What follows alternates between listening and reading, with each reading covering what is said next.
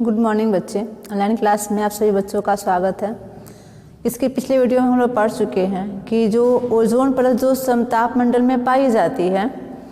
और जो क्या करती है सनलाइट में जो भी पराबैंगनी किरणें है वो सीधे पृथ्वी पर न पहुंचे, इससे हमारी रक्षा करती है। तो पिछले वीडियो में हम लोग पढ़े हैं कि इसका क्या क्या प्रभाव हो सकता है और किस किस पर प्रभाव डालती है। इसमें हम लोग देखे थे कि मानव पर प्रभाव पड़ता है, इसके बाद देखे थे कि पादपों पर प्रभाव पड़ता है, फिर हम लोग पढ़े थे कि जीव जंतुओं पर प्रभाव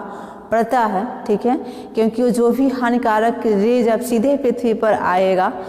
तो वो किसी न किसी रूप में हमारे लिए नुकसानदायक होता ही होता है। ठीक है, तो आज हम लोग का टॉपिक है, देखेंगे कि ओजोन परत के अपक्षय का नियंत्रण, यानी कि जो ओजोन परत का जो क्षरण जो हो रहा है, जो उसका अपक्षय हो रहा है, उसको हम किस तरह से कम करें, किस तरह से उसको रोका जा सके। तो control of ozone layer depletion, यानी कि जो ओजोन लेयर जो है उसको हम किस तरह से उसका क्षरण न हो, इसके लिए हमें क्या क्या करना चाहिए और कौन कौन से इसके लिए नियम है, ताकि वो हमारी जो सूर्य से किरणें आती हैं उससे हम बच सकें। जब वो लेयर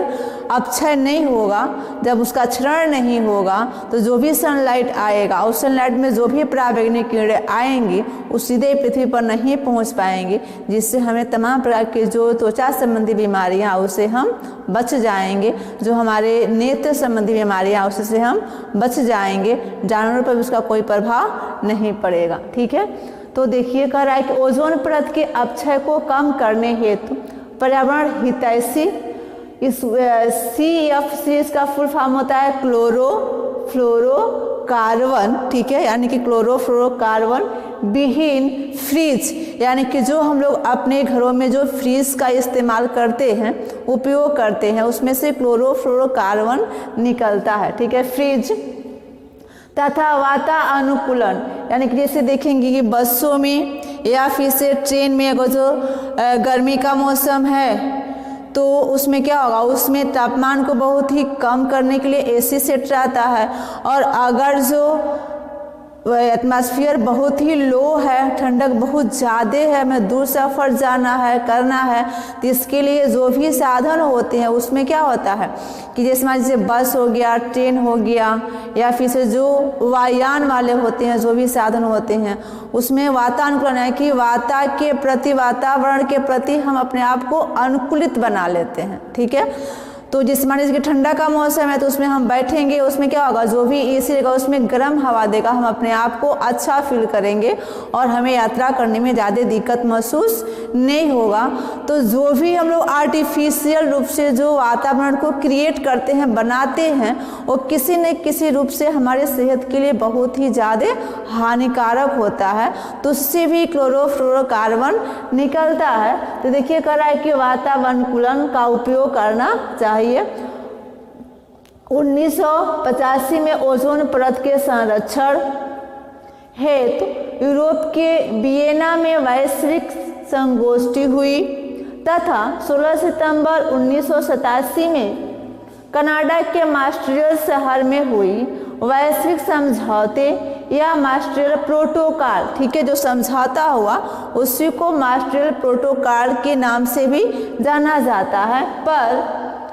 46 राष्ट्रों ने हस्ताक्षर किया, यानी कि 46 राष्ट्र मिल करके उस ओजोन लेयर को बचाने के लिए, उसके अपक्षरण को रोकने के लिए क्या किया, अपना मत प्रदान किए और सभी ने उस पर क्या किया, हस्ताक्षर किए, जिसमें वायुमंडल में ओजोन के स्तर को 1986 तक के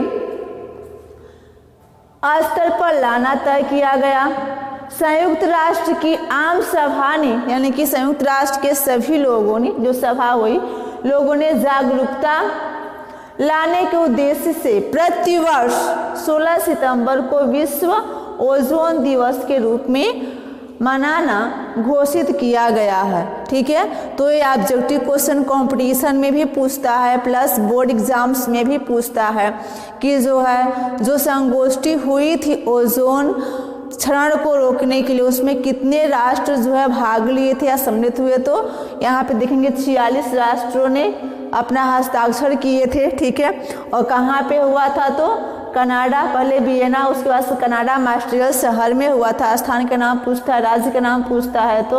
और फिर कह रहा है कि ओजोन दिवस कब मनाया जाता है, तो प्रतिवर्ष 16 सितंबर को ओजोन दिवस मनाया जाता है, क्योंकि एक तरह से लोगों के अंदर एक जागरूकता पैदा करने के लिए हर साल उसको रिपीट किया जाता है कि लोग इसको जब प्रतिवर्ष किसी न किसी रूप में इसको सुनेंगे, देखेंगे, तो उनके अंदर जो एक जागरूकता पैदा होगी। तो ये हम सभी की जिम्मेदारी है कि जो भी विषैली गैसें हैं उनका हम कम से कम जो है उपयोग करें, ठीक है, और ओजोन परत का क्षरण होने में हम अपना सहयोग करें, अपनी भूमिका निभाएं। तो इस वीडियो को बच्चे आप लोग ध्यान से देखेंगे, कॉपी में इसका नोट्स बनाएंगे और फिर इसको अच्छे से याद करेंगे। थैंक यू बच्चे।